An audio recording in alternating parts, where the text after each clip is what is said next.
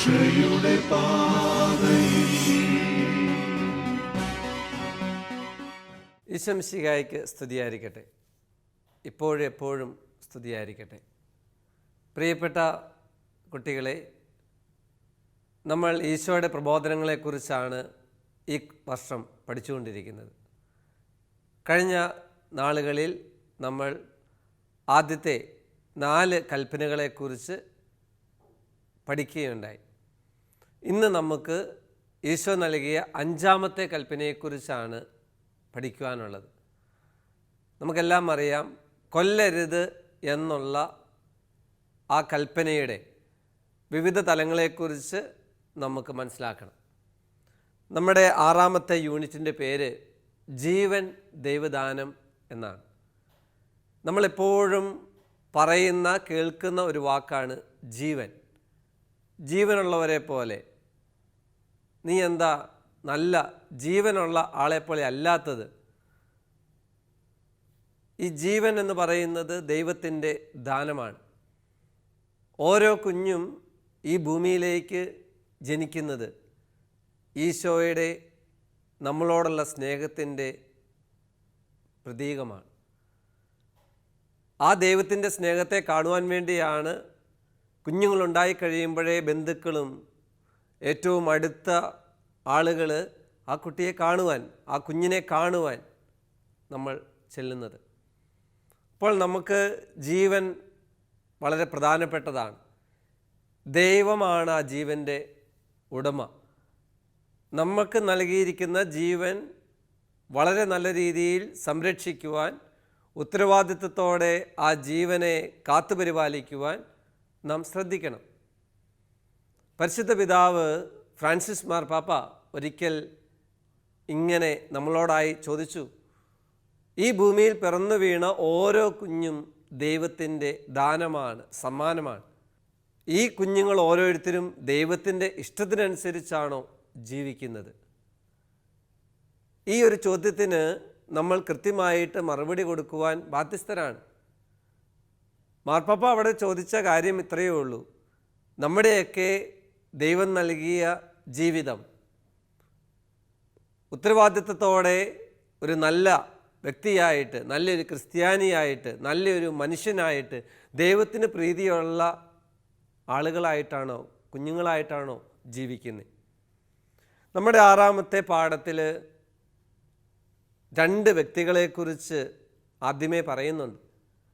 ആദ്യ മാതാപിതാക്കളുടെ മക്കളായ കായേനും ആബേലും.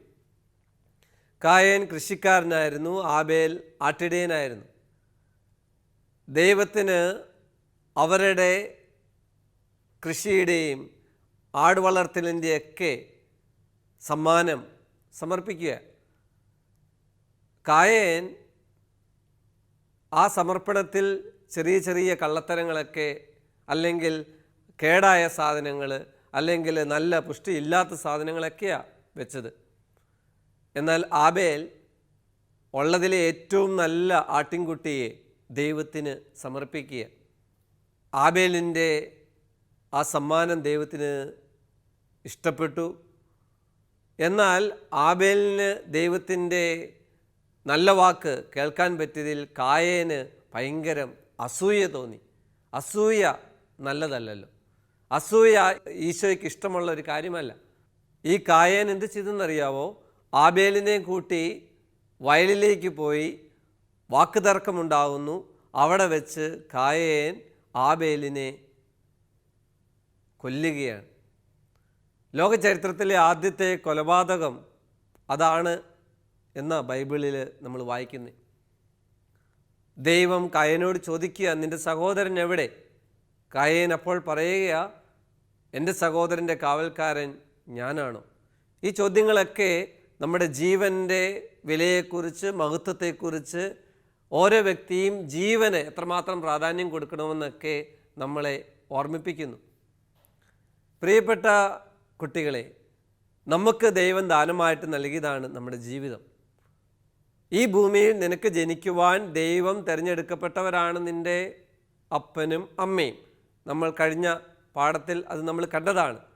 മാതാപിതാക്കളെ ബഹുമാനിക്കണം എന്ന കൽപ്പനയുടെ ഭാഗമായി നമ്മൾ കണ്ടതാണ് നമ്മുടെ ജീവിതത്തിൽ മാതാപിതാക്കളുടെ റോളിനെക്കുറിച്ച്.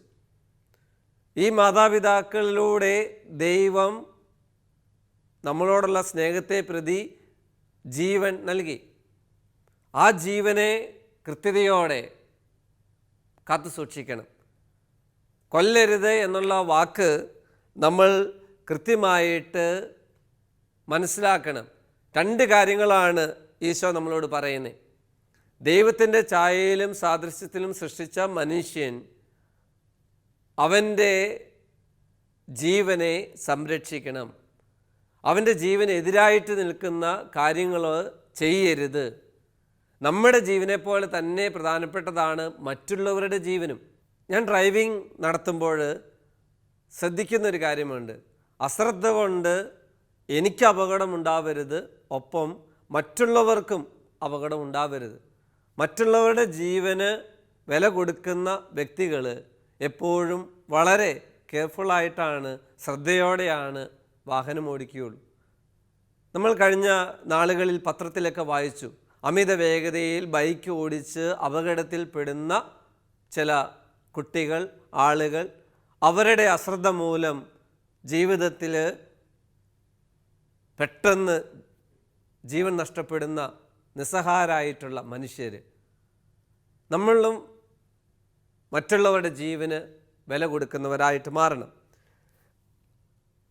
5-ാമത്തെ പ്രമാണം നമ്മളോട് 2 കാര്യങ്ങളാണ് ആവശ്യപ്പെടുന്നത്. ഈശോ പറയുകയാണ്, പഴയ നിയമത്തിൽ കൊല്ലരുത്, കൊല്ലുന്നവർ ന്യായവിധിക്ക് അർഹനാകും എന്നൊക്കെ പറഞ്ഞു. അതിൻ്റെ തുടർച്ചയായിട്ട് ഈശോ പറയുകയാണ്, കൊല്ലരുത് എന്ന് പറഞ്ഞാൽ കോപിക്ക് പോലും ചെയ്യരുത്, സഹോദരനോട് കോപിക്ക് പോലും ചെയ്യരുത്, വിഡ്ഢി എന്നോ ഫോഷ എന്നോ വിളിക്കരുത് എന്ന് വളരെ സ്പെസിഫിക്കായിട്ട് പറയുക. നാവുകൊണ്ട് കൊല്ലുന്നതിനെക്കുറിച്ചും കൂടിയാണ് ഈശോ പറയുന്നത്. നാവുകൊണ്ട് നമ്മൾ ഒരിക്കലും ഒരാളെ പോലും നോവിക്കരുത്. അതൊരു തരം കൊലപാതകമാണ്. ഒരാളെ വിഡ്ഢി എന്നും ഫോഷ എന്നും വിളിക്കുവാൻ നമ്മളാരാ? നമുക്ക് നല്ല വാക്കുകൾ ഉപയോഗിക്കുന്ന, നല്ല വളർത്തുന്നവരാവാം നമ്മുടെ കൂടെയുള്ള കൂട്ടുകാരെ. ചിലപ്പോൾ നമ്മുടെ കൂട്ടുകാരെയൊക്കെ നമ്മൾ അങ്ങനെയുള്ള വാക്ക് ഉപയോഗിക്കുന്നുണ്ടെങ്കിൽ നമുക്ക് തീരുമാനിക്കാം, നമുക്കിന്ന് മനസ്സിലായി അതും തെറ്റാണ്, ഈശോയ്ക്ക് ഇഷ്ടമില്ലാത്ത കാര്യമാണ്, 5-ാമത്തെ പ്രമാണത്തിനെതിരായിട്ടുള്ള കാര്യമാണ്. നമുക്ക് ആ കാര്യം ചെയ്യാം. ജീവൻ നൽകുന്നത് ദൈവമാണ്. ആ ജീവനെ കാത്തുപരിപാലിക്കുവാൻ നമുക്ക് ശ്രമിക്കണം. 2 തരത്തിൽ ഉള്ള ആളുകളുണ്ട്. ചിലർ അവരവരുടെ ജീവൻ അവരവർ തന്നെ നശിപ്പിക്കുക, മറ്റു ചിലർ മറ്റുള്ളവരുടെ ജീവൻ നശിപ്പിക്കുവാൻ വേണ്ടി ശ്രമിക്കുക. അതുകൊണ്ട് നമുക്ക് മനുഷ്യജീവനെതിരായിട്ടുള്ള തിന്മകൾ ഒന്ന് കാണാം. ഒന്ന്, കൊലപാതകം. മറ്റുള്ളവരുടെ ജീവനെ വളരെ മനഃപൂർവ്വം നശിപ്പിക്കുന്ന പ്രവർത്തനമാണ് കൊലപാതകം. നമുക്ക് സങ്കടം തോന്നും പത്രം വായിക്കുമ്പോൾ ചില വ്യക്തികൾ, ചില കുഞ്ഞുങ്ങളുടെ, ചില വ്യക്തികളുടെ ജീവിതത്തെ നശിപ്പിക്കുന്നത്. അതിനുവേണ്ടി എത്രയോ വലിയ ഗൂഢാലോചനകളാണ് നടത്തുന്നത്. ദൈവം ദാനമായിട്ട് നൽകിയ ജീവനെ നശിപ്പിക്കുവാൻ മനുഷ്യർക്ക് അവകാശമില്ല, അധികാരമില്ല. അപ്പം നമുക്ക് മറ്റുള്ളവരുടെ ജീവനെ പരിപാലിക്കേണ്ടവരാണ്.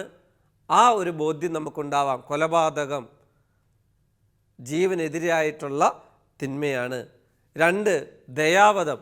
CCCയിൽ വളരെ കൃത്യമായിട്ട് പറയുന്നു, ലക്ഷ്യങ്ങളും മാർഗങ്ങളും എന്തായാലും വൈകല്യമുള്ളവരെയും രോഗികളെയും മരണാസന്നരെയും ജീവിതം അവസാനിപ്പിക്കുന്നതാണ് പ്രത്യക്ഷമായ ദയാവധം. ചിലവർ പറയും, ഇത്രയും നാൾ കഷ്ടപ്പെടണ്ടായിരുന്നു, ഇതിൽ ഭേദം മരിച്ചു പോകുന്നതായിരുന്നു. അങ്ങനെയൊക്കെ പറയുമ്പോഴും ദയാവധം എന്നത് യഥാർത്ഥത്തിൽ 5-ാം പ്രമാണത്തിന് തെറ്റാണ് എന്നുള്ള ബോധ്യം നമുക്കുണ്ടാവണം. ഒത്തിരി കഷ്ടപ്പെട്ട് ഒത്തിരി ബുദ്ധിമുട്ട് അനുഭവിച്ച് ചിലപ്പോൾ ആ പ്രായം ചെന്ന അല്ലെ വൈകല്യമുള്ള വ്യക്തിയുടെ പ്രവർത്തനങ്ങൾ കാണുമ്പോൾ ഇങ്ങനെ ജീവിക്കുന്നതിനേക്കാൾ ഭേദം എന്നൊക്കെ ചിന്തിക്കുമ്പോഴും ഓർക്കുക, ഒരു ക്രിസ്ത്യാനി എന്ന നിലയിൽ ചിന്തിക്കുക, ആ ജീവനെ എടുക്കുവാനോ നശിപ്പിക്കുവാനോ ഒരു ഡോക്ടർക്കും ഒരു വ്യക്തിക്കും ഒരാശുപത്രിക്കും അധികാരമില്ല. ആ വ്യക്തിയുടെ ആ സഹനത്തിൻ്റെ വഴിയിലൂടെ നടന്നു പോകുന്ന ആളുടെ ജീവൻ്റെ ഉത്തരവാദിത്തം ദൈവത്തിന് തന്നെയാണ്. അതുകൊണ്ട് ദയാവധം, ചില രാജ്യങ്ങളൊക്കെ ദയാവധത്തെ അനുകൂലിച്ചൊക്കെ പറയുമ്പോൾ നമ്മൾ 7ാം ക്ലാസ്സിൽ പഠിക്കുന്ന കുട്ടികൾക്ക് നല്ല ബോധ്യമുണ്ടാവണം, അത് തെറ്റാണ്. മൂന്നാമത്തേത് ഭ്രൂണഹത്യ. പ്രിയപ്പെട്ട കുഞ്ഞുങ്ങളെ, നിങ്ങൾ എന്നെ കേൾക്കുന്നുണ്ടേ എങ്കിൽ ഈ മനുഷ്യജീവനെതിരായിട്ടുള്ള തിന്മ നിങ്ങളിൽ മേൽ ഉപയോഗിക്കാത്തത് കൊണ്ടാണ് നിങ്ങളിപ്പോൾ ജീവിക്കുന്നത്. എന്നാൽ അറിഞ്ഞോ അറിയാതെയോ മനുഷ്യൻ ഒത്തിരി കുഞ്ഞുങ്ങളെ അമ്മയുടെ ഗർഭപാത്രത്തിൽ വെച്ച് തന്നെ കൊല്ലുന്നുണ്ട്. മാരകമായിട്ടുള്ള തെറ്റാ. നമ്മൾ എപ്പോഴും ജീവൻ്റെ മഹത്വത്തിന് വേണ്ടി പ്രവർത്തിക്കേണ്ടവരാണ്. അമ്മയുടെ ഗർഭപാത്രത്തിൽ ഉരുവാകുന്ന ആ സമയം മുതൽ ജീവനുള്ള ഒന്നാണ് ആ അമ്മയുടെ വയറ്റിലെ കുഞ്ഞ്. അതൊരു ചെറിയ ഭ്രൂണമാണെങ്കിൽ പോലും 9 മാസവും 9 ദിവസവും 9 മിനിറ്റും പൂർണ്ണതയിലെത്തുന്ന അതേ ജീവൻ തന്നെയാണ് ആദ്യ നാളുകളിലും, ഗർഭധാരണത്തിൻ്റെ ആദ്യ നാളുകളിലും ആദ്യ മണിക്കൂറുകളിലും ഉള്ളത് എന്നുള്ള ബോധ്യം നമുക്കുണ്ടാവണം. അതുകൊണ്ട് ഭ്രൂണഹത്യ മനുഷ്യജീവനെതിരായിട്ടുള്ള തിന്മയാണ് എന്നുള്ള അറിവ്, ചിന്ത നിങ്ങൾക്കുണ്ടാവട്ടെ. ലഹരി വസ്തുക്കളുടെ ഉപയോഗം. പ്രിയപ്പെട്ട കുഞ്ഞുങ്ങളെ, ഇന്ന് ഒത്തിരി അധികം കൂട്ടുകാർ ലഹരി വസ്തുക്കൾ ഉപയോഗിച്ച് ജീവിതത്തെ നശിപ്പിക്കുന്നുണ്ട്. ബോധമില്ലായ്മ, അതിൻ്റെ പേരിൽ അപകടങ്ങൾ ഉണ്ടാകുന്നു. മദ്യം കഴിച്ചിട്ട് വാഹനം ഓടിച്ച് അപകടത്തിൽപ്പെടുന്നു. മറ്റ് സാധനങ്ങൾ, ലഹരി കിട്ടുന്ന സാധനങ്ങൾ ഉപയോഗിച്ച് അപകടത്തിൽ ചെന്ന് ചാടുന്നു. വെള്ളത്തിൽ പോയി മരിക്കുന്നു. മദ്യം കഴിച്ചിട്ട് കൂട്ടുകാരുടെ കൂടെ രസത്തിന് കുളത്തിലിറങ്ങുന്ന കുട്ടികൾ ഒത്തിരി പേര് മരിക്കുന്നതായിട്ട് പത്രത്തിൽ നമ്മൾ വായിക്കുന്ന. അപ്പോൾ ഇതൊക്കെ ലഹരി വസ്തുക്കളുടെ ഉപയോഗം. ഒന്ന്, കുട്ടികളുടെ ബോധാവസ്ഥ നഷ്ടപ്പെടുന്നു. ബോധമില്ലാത്തപ്പോൾ നമ്മൾ എന്താ ചെയ്യുന്നതെന്ന് പോലും അറിയില്ല. അതുപോലെ ഒന്നാണ് മൊബൈൽ ഫോണിലെ ഗെയിമുകളുടെ അഡിക്ഷൻ. നമ്മുടെ മൊബൈലിലെ ഗെയിമുകൾ ഒരു പരിധിയിൽ കൂടുതൽ സമയം കളിച്ചാൽ അതിന് അഡിക്ഷനാവും. ആ അഡിക്ഷൻ നമ്മുടെ ജീവിതത്തെ നശിപ്പിക്കും. നമ്മുടെ ജീവിതത്തെ നശിപ്പിക്കുവാനുള്ളതല്ല എന്നുള്ള ബോധ്യം നമുക്കുണ്ടാവട്ടെ. അതുകൊണ്ട് പ്രിയപ്പെട്ട കുട്ടികളെ, മനുഷ്യജീവിതത്തിന് എതിരായിട്ടുള്ള കാര്യങ്ങളിൽ മറ്റൊന്നാണ് ഭീകര പ്രവർത്തനങ്ങൾ. ഇന്ന് രാജ്യങ്ങൾ തമ്മിൽ യുദ്ധമുണ്ടാകുമ്പോൾ നമ്മൾ ചിന്തിക്കണം, അല്ലെ എന്തിൻ്റെയെങ്കിലും മതത്തിൻ്റെയോ വ്യക്തികളുടെയോ ആൾക്കാരുടെ സ്വാർത്ഥ താല്പര്യത്തിൻ്റെയോ പേരിൽ മറ്റുള്ളവരുടെ ജീവനെ നശിപ്പിക്കുവാൻ നമുക്കെന്ത് ആണുള്ളത്? അപ്പോൾ ഓരോ രാജ്യങ്ങളും ഉണരണം. നമുക്ക് പ്രാർത്ഥിക്കാം രാജ്യങ്ങൾക്ക് വേണ്ടി നല്ല സമാധാനമുള്ള വ്യക്തികളായിട്ട് മാറുവാൻ. കേരളത്തിൽ ആത്മഹത്യകൾ കൂടി വരുന്നു എന്നുള്ളൊരു പഠനം ഉണ്ട്. ആ പഠനം നമ്മളോട് പറയുകയാണ്, ആത്മഹത്യ കൂടി വരുന്നത് പല കാരണങ്ങളാലാണ്. ഒന്ന്, മെൻ്റൽ സ്ട്രെയിൻ, മാനസികമായിട്ടുള്ള സമ്മർദ്ദം. 2, സാമ്പത്തികമായിട്ടുള്ള പിരിമുറുക്കം. 3, ആരുമില്ല എന്നുള്ള തോന്നലൊക്കെ. പ്രിയപ്പെട്ട കുട്ടികളെ, അവനോൻ തന്നെ സ്വന്തം ജീവിതത്തെ നശിപ്പിക്കുന്നതാണ് ആത്മഹത്യ. നമുക്ക് അതിനുള്ള അവകാശമില്ല. ജീവിതത്തിലാണെങ്കിൽ പ്രശ്നങ്ങൾ ഇല്ലാത്ത ഒന്നുമില്ല. മനുഷ്യനാണോ, മനുഷ്യജീവിതമാണോ പ്രശ്നങ്ങളുണ്ട്. അതിൽ നിന്നുള്ള ഒളിച്ചോട്ടമാണ് ആത്മഹത്യ. അതുകൊണ്ട് നമുക്ക് വരും വർഷങ്ങളിൽ പഠനങ്ങൾ നടത്തുമ്പോൾ വരണം, ഇന്ത്യയിൽ ലോകത്തിൽ ഏറ്റവും കുറവ് ആത്മഹത്യ ഉള്ളത് കേരളമാണെന്ന്. നമുക്കങ്ങനെ മാറ്റി നമ്മളാണ് അതിനുള്ള വക്താക്കളായി മാറേണ്ടത്. നമുക്കൊരു നിമിഷം പ്രാർത്ഥിക്കാം. ഈശോയെ, ജീവൻ്റെ മഹത്വത്തെക്കുറിച്ച് ഞങ്ങൾ പഠിക്കുകയാണല്ലോ. ദൈവം ദാനമായിട്ട് നൽകിയ ഈ ജീവൻ വളരെ നല്ല രീതിയിൽ, ഈശോയ്ക്ക് ഇഷ്ടമുള്ള രീതിയിൽ ആക്കുവാൻ ഞങ്ങളെ പഠിപ്പിക്കണേ. ഈശോയെ, ഞങ്ങളുടെ അനുദിന ജീവിതത്തിൽ വാക്കാലോ പ്രവൃത്തിയാലോ മറ്റുള്ളവരെ നശിപ്പിക്കുന്ന ചിന്തകൾ ഞങ്ങളുടെ മനസ്സിലുണ്ടാകുമ്പോൾ അതിനെ ഉന്മൂലനം ചെയ്യണേ. വിദ്വേഷം കൊലപാതകത്തിലേക്ക് നയിക്കുന്നു. ആദ്യ മാതാപിതാക്കളുടെ മക്കളായ കായേനും ആബേലിനെയും ഞങ്ങളോട് പറഞ്ഞു തരുന്ന ആ വലിയൊരു കാര്യം, ആരോടും വിദ്വേഷമില്ലാതെ എല്ലാവരോടും ഒരുപോലെ കാണുവാൻ ഞങ്ങളെ പരിശീലിപ്പിക്കണമേ. ഈശോയെ, ഞങ്ങളുടെ കൂട്ടുകാരിലെ ലഹരി വസ്തുക്കൾ ഉപയോഗിക്കുന്ന കുട്ടികളിൽ ഈശോയെ അങ്ങ് ഇടപെടണമേ. ജീവനെതിരായിട്ട് ചെയ്യാൻ ഒരു കാര്യത്തിലും ഞങ്ങളെ ഇടവരുത്തരുതേ. നല്ല വിശുദ്ധിയുള്ള ഈശോയ്ക്ക് ഇഷ്ടമുള്ള കുഞ്ഞാക്കി മാറ്റുവാൻ ഞങ്ങളെ പരിശീലിപ്പിക്കണമേ. ഈശോ മിശിഹായ്ക്ക് സ്തുതിയായിരിക്കട്ടെ.